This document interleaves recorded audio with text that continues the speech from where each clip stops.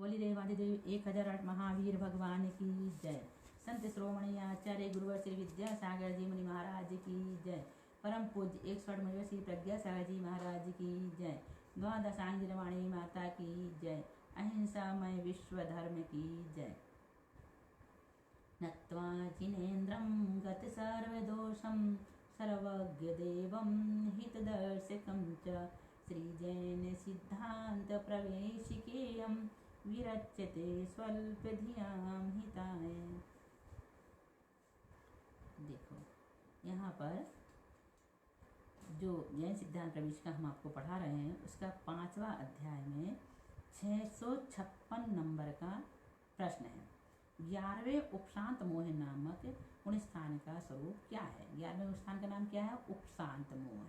तो यहाँ पर बताया जा रहा है कि चारित्र मोहिनी को 21 प्रकृतियों के उपशम से यथाख्यात चारित्र सहित परिणाम को उपशांत मोह गुणस्थान कहते हैं। इस गुणस्थान का काल समाप्त होने पर मोहिनी कर्म के उदय से जीव निचले गुणस्थानों में आ जाता है। अर्थात यहाँ से वहाँ देखो 11वें गुणस्थान में पहुंचकर जीव नीचे गिर जाता है। कितनी बड़ी बात है। इतने ऊपर चढ़ने के बाद जब नीचे आएगा तो उससे कितना दुख होगा, लेकिन वो ऐसे परिणाम होते हैं कि वह नीचे आ जाता है। तो चारित्र मोहिनी की 21 प्रकृतियों के उपशम से यथाख्यात चारित्र सहित परिणाम को उपशांत मोह गुणस्थान कहते हैं। इस गुणस्थान का काल समाप्त होने पर मोहिनी कर्म के उदय से जीव निचले गुणस्थान में आ जाता है ना। 11वें गुणस्थान में बंध कितनी प्रकृतियों का होता है?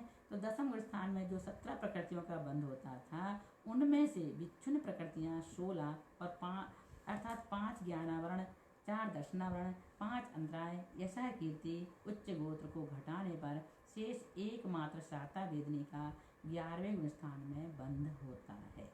11वें गुणस्थान में उदय कितनी प्रकृतियों का होता है? 10वें गुणस्थान में जो 60 प्रकृतियों का उदय होता है उनमें से विच्छिन्न प्रकृति एक संजुलन लोभ को घटाने पर शेष 59 प्रकृतियों का 11वें गुणस्थान में उदय होता है।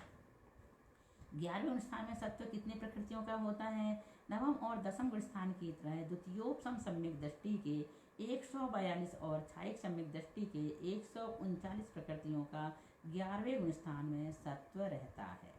क्षीण मोह नामक 12वें गुणस्थान का स्वरूप क्या है और वह किसके होता है? मोहिनी कर्म के अत्यंत क्षय होने से स्फटिक भाजनगत जल की तरह अत्यंत निर्मल अविनाशी यथाख्यात चारित्रोप परिणाम को क्षीण मोह गुणस्थान कहते हैं।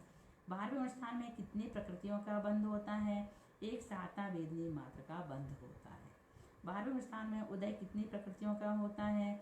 11वें गुणस्थान में जो 59 प्रकृतियों का उदय होता है उनमें से वज्र नाराज और नाराज इन 2 विच्छिन्न प्रकृतियों के घटाने पर 57 प्रकृतियों का 12वें गुणस्थान में उदय होता है। 12वें गुणस्थान में सत्व कितनी प्रकृतियों का रहता है? 10वें गुणस्थान में छपक श्रेणी वाले की अपेक्षा 102 प्रकृतियों का सत्व है। उनमें से विच्छिन्न प्रकृति संजुलन लोभ को घटाने पर शेष 101 प्रकृतियों का 12वें गुणस्थान में सत्व रहता है। सहयोग केवली नामक 13वें गुणस्थान का स्वरूप क्या है और वह किसके होता है?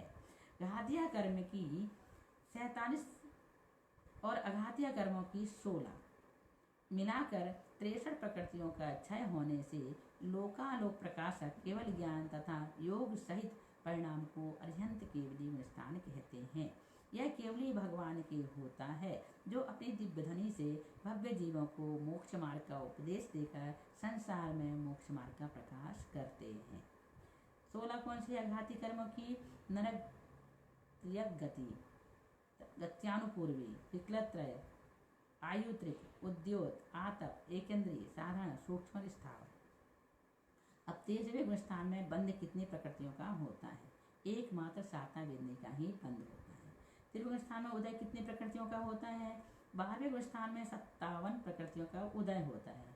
उनमें से विच्छिन्न प्रकृतियां 16, 5 ज्ञानावरण, 5 अंतराय, 4 दर्शनावरण, निद्रा, प्रचला को घटाने पर शेष 41 प्रकृतियों में तीर्थंकर की अपेक्षा से एक तीर्थंकर प्रकृति को मिलाकर 42 प्रकृतियों का 13वें गुणस्थान में उदय होता है।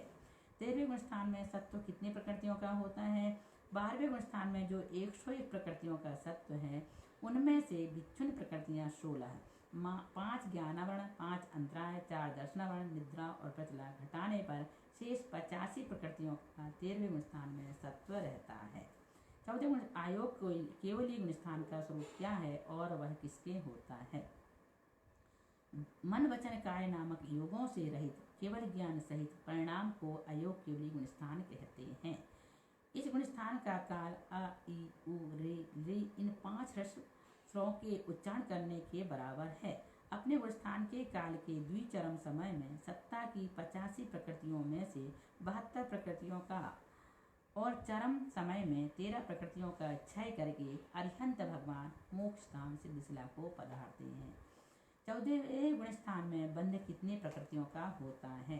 13वें गुण स्थान में जो एक साता वेदनी का बंध होता था, उसकी उसी गुण स्थान में विच्छुत्ति होने से अयोग केवली गुण स्थान में किसी भी प्रकृति का बंध नहीं होता।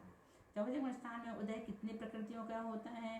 13वें गुण स्थान में जो 42 प्रकृतियों का उदय होता है, उनमें से विच्छिन्न प्रकृतियां 30 वेदनीय, वज्रसव, नारा, सहनन, निर्माण, स्थिर, अस्थिर, शुभ, अशुभ, सुस्वर, दुस्वर, प्रशस्त विहायुगति, अप्रशस्त विहायुगति, औदारिक शरीर, औदारिक अंगोपांग, तेजस शरीर, कार्बन शरीर, समचतुर संस्थान, न्यग्रोध, स्वाति, कुब्जग, वामन, हुंडग, स्पर्श, रस, गंध, वर्ण, अग्रुलघुत्व, उपघात, परघात, उच्छ्वास और प्रत्येक को घटाने पर शेष 12 प्रकृतियों का वेदनीय, मनुष्यगति, मनुष्यायु, पंचेंद्रीय जाति, सुभग, त्रस, पादर, पर्याप्त आदि, यशः, कीर्ति, तीर्थंकर प्रकृति और उच्च गोत्र अयोग केवली गुण स्थान में उदय होता है।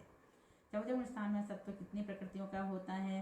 13वें गुण स्थान की तरह इस गुण स्थान में भी 85 प्रकृतियों का सत्व है, परंतु द्विचरम समय में 72 और अंतिम समय में 13 प्रकृतियों का सत्व नष्ट करके अरिहंत भगवान मोक्ष को पधारते हैं। इस प्रकार से यह पंचम अध्याय भी यहाँ पर पूर्ण हुआ। अब तक आपने पूरी जैन सिद्धांत प्रवेशिका पढ़ लिए। हमें विश्वास है कि आप इसे बार बार पढ़ेंगे तो आप याद भी कर लेंगे और याद करना चाहिए।